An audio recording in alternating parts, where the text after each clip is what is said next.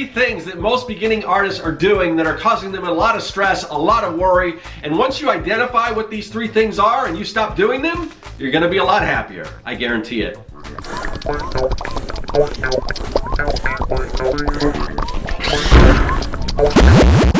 Greetings everyone, welcome to the underground lair where we bring our creations to life. I'm Scott with Serkworks Art Labs. I'm a professional illustrator, designer, and mad creator because let's face it, you have to be a little crazy to do this thing called art. Speaking of crazy, you've probably heard the phrase that the definition of insanity is doing the same thing over and over again and expecting a different result.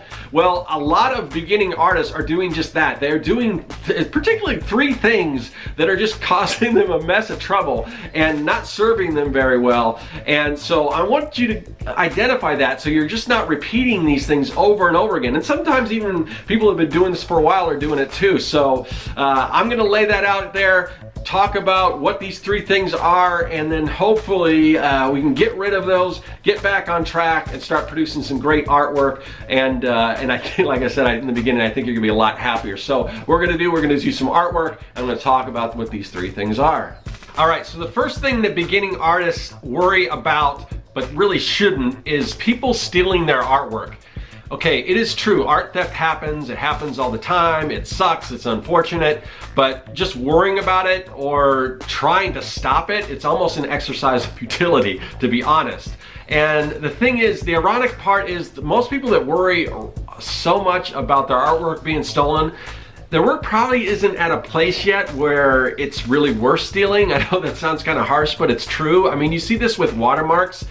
A watermark is almost a telltale sign that you're like an amateur artist. Most of the time when you see artwork that's been watermarked, it really isn't even at what I would call like a professional quality. Most professionals want you to see their artwork. They want you to see how good it is, and they don't want it hiding behind these watermarks. And because professionals also realize that watermarks can be taken out. I mean, with Photoshop, you can delete a watermark. Sure, there's some time involved in doing that, but people do it all the time. And time is super important. If you are spending all this time watermarking your images, you know, disabling right clicks, just scanning the internet looking for people that have stole your artwork, you're spending less time creating art. And the thing about artists worrying about people stealing their artwork, a lot of times it's just an excuse. Well, I don't want to put something out there because it might get stolen. And there's so many things that are holding you back from creating artwork. And if you're worried about that, like I said, you're not putting out artwork and you're just not being productive. And don't get me wrong, if something that comes across my desk and I see somebody is clearly taking my artwork, I will send a cease and desist. I will, do whatever I can to get them to stop doing that. Because a lot of times it's people that don't even realize it. But believe it or not, there's a lot of people out there that just think that you can take, if it's on the internet, you can take whatever you want, you can use it. And that is definitely not the case. But some people just need to be educated. So sometimes it's just like, yeah, you cannot use my logo as your logo because, you can't.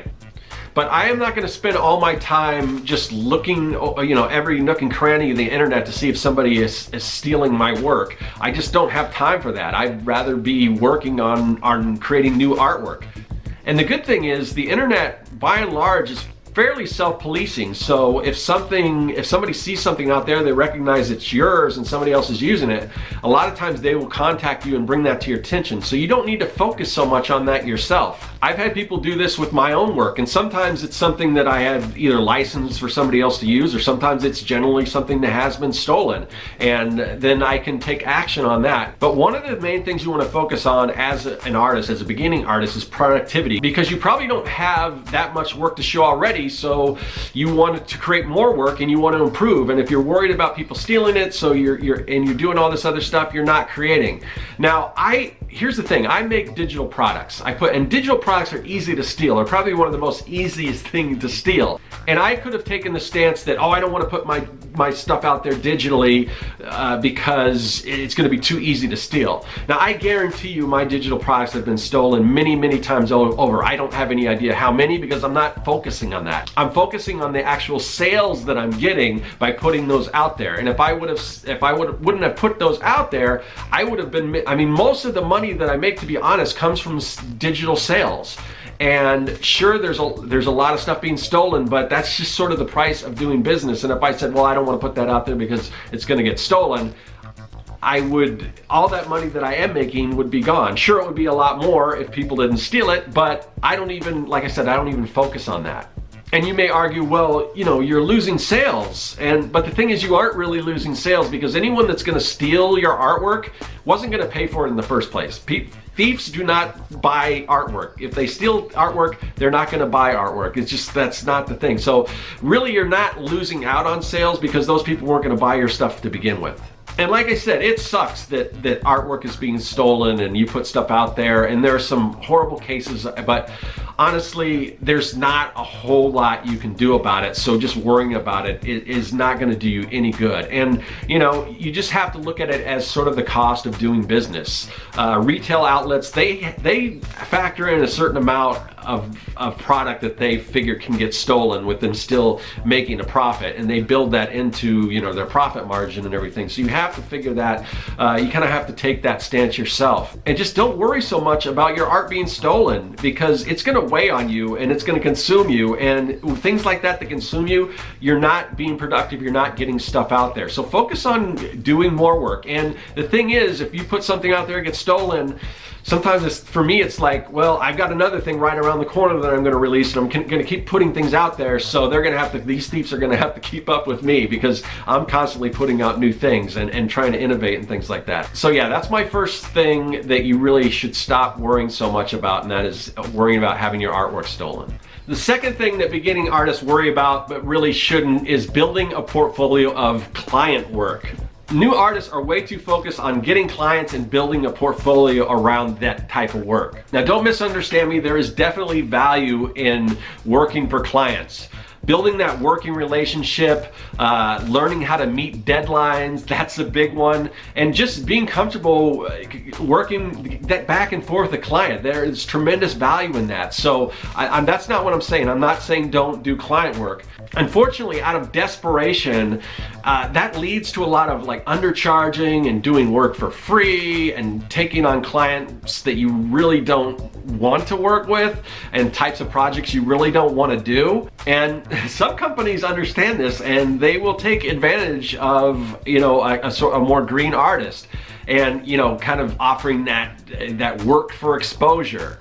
And they'll hit you with that age-old line, well, we can't really pay you, but this stuff is going to look great in your portfolio, and it's going to get you more work and everything. But here's the thing, you don't need client work to do that. You're better off doing the type of work that you want to do for free for yourself on your own terms, and create, because the work that you're putting in your portfolio, you don't want to do a job that was like just a pain in the butt that you don't, I mean, you never want to do another job like that. So why would you put that in your portfolio? Because the work that you're showcasing in your portfolio is the work that you're going to get back. If you're showing people that you do this type of work, that's generally the type of work that you're going to get. So why do these jobs, these low-paying jobs, or these jobs for companies that you're really not super crazy about working for, other than the fact that, oh, it's an actual client, you know?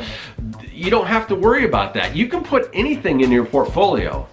Here's a little secret. No one really cares who the work is for, only that it looks good.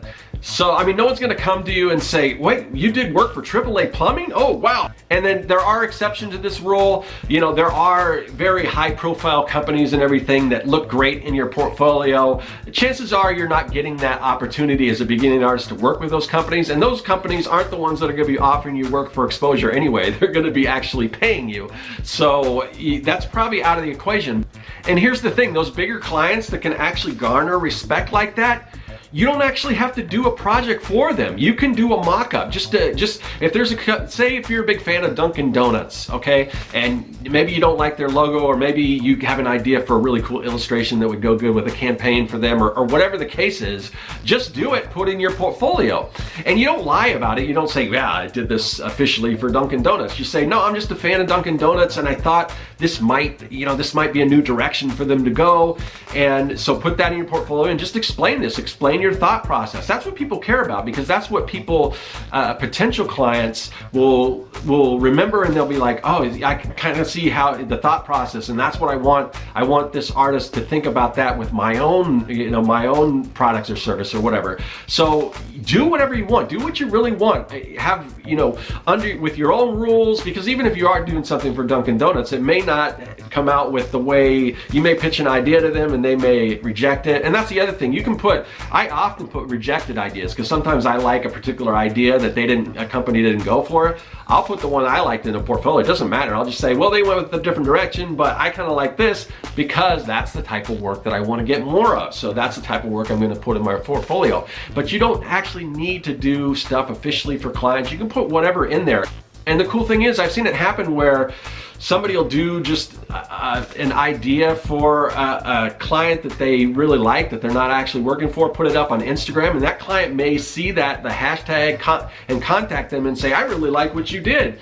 Let's bring you in. I think we could work officially. But what you don't want to do is just take on these low-paying jobs or these no-paying jobs just to get work in your portfolio, because you don't need that. You can do stuff on your own terms. I'd rather work for myself for free than a client that really isn't really anything it's a job that is really not going to look that great in my portfolio. Maybe they are paying me a little bit of money, but I'd rather do my own stuff for free, something that's going to be something that I get more work out of, the kind of work that I want to do.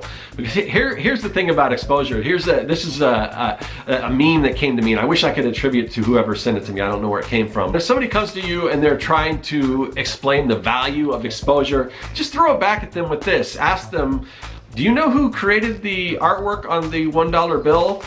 And chances are they're not going to be able to tell you. I don't know who it is.